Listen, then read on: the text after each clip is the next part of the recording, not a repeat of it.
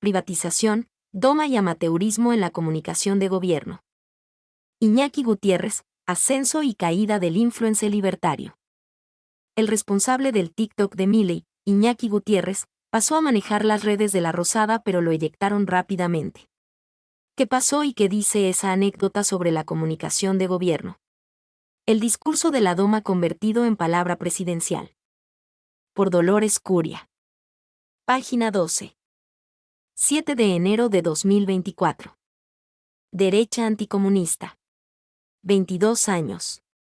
Orgulloso de ser argentino, se presenta Iñaki Gutiérrez.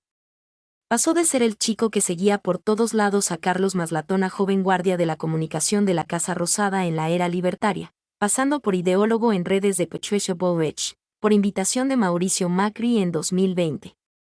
Fue este joven de colegiales, agitador anticuarentena, el que junto a su pareja, Eugenia Rolón, manejó las redes que fueron fundamentales para el triunfo de Milei. El viaje del community fue ascendente hasta hace apenas unos días, en Año Nuevo.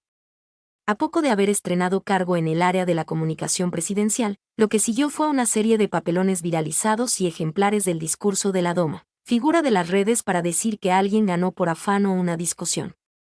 Amaestrando al interlocutor, convertidos en palabra institucional. Con el marco, además, de un clima de hostilidad contra la prensa y de amateurismo en la difusión de los actos de gobierno. Después de varios errores, algunos por falta de criterio y otros, por falta de conocimiento, finalmente se decidió limitar las tareas de Gutiérrez.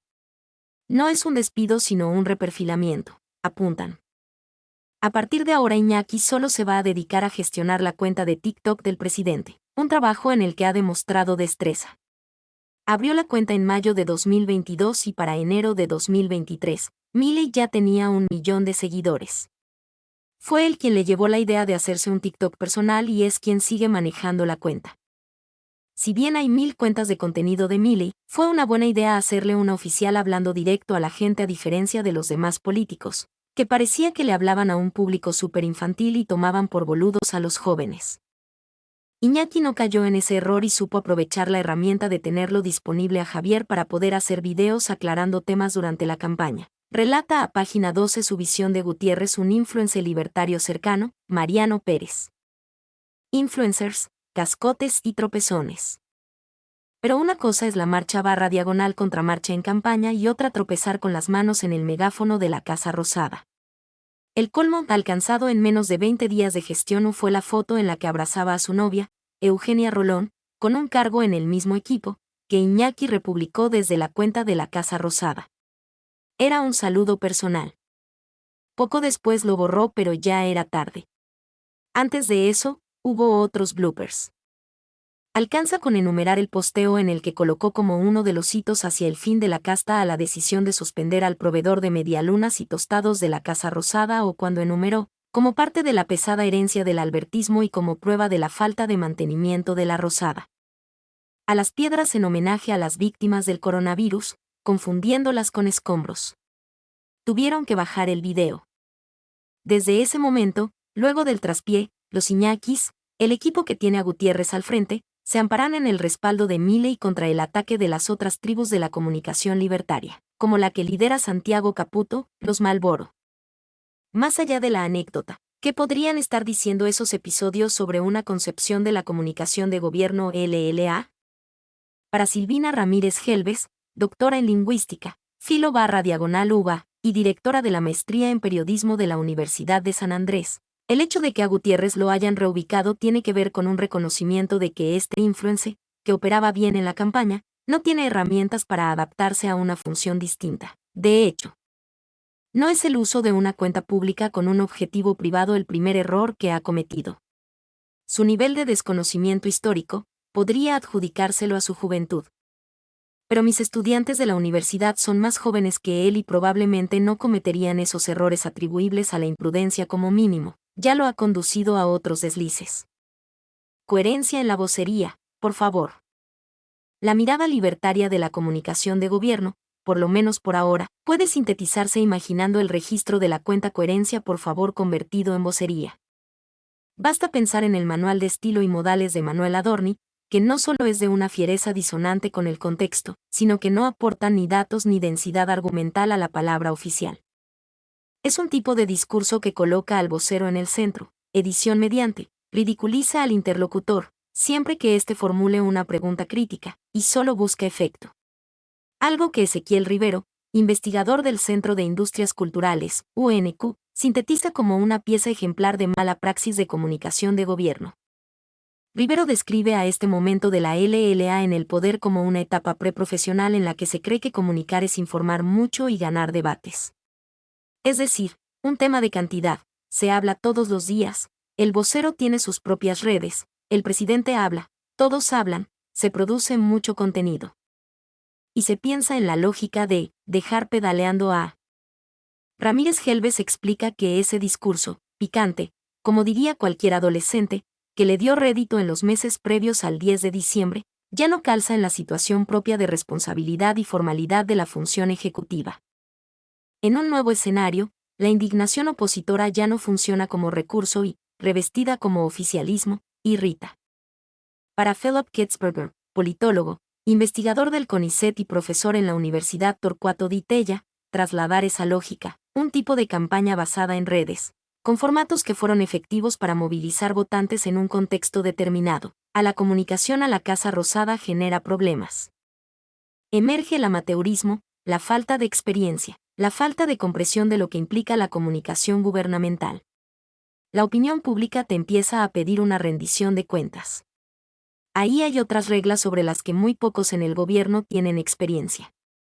Eso quizás explique el trasvasamiento reciente a actores más profesionales del periodismo como el nombramiento de Serenellini, nuevo secretario de Medios, y los contactos con periodistas, muchos, cercanos al riñón de la nación.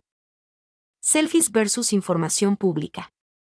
El 10 de diciembre, Milei dio su primer discurso como presidente, dándole la espalda al Congreso, para transmitir la imagen de un dirigente cuyo sustento reside en el respaldo de sus votantes, dejando fuera al resto del andamiaje democrático y la interacción con otros poderes, en el caso del legislativo, también elegido en las urnas.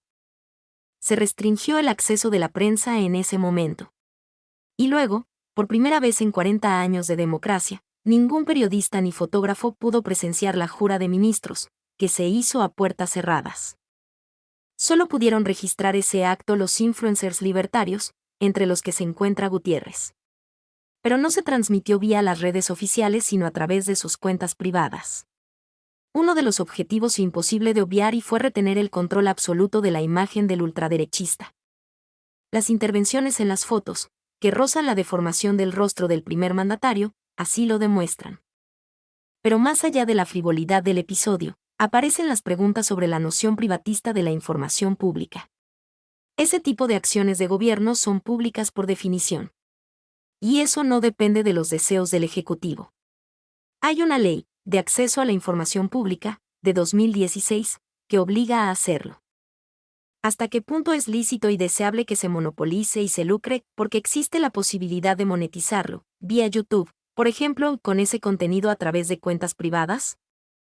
Es difícil no leer en la suspensión por un año de la pauta oficial a todos los medios de comunicación un elemento necesario en esta lógica, en la que se sofoca y se direcciona el acceso a la información pública.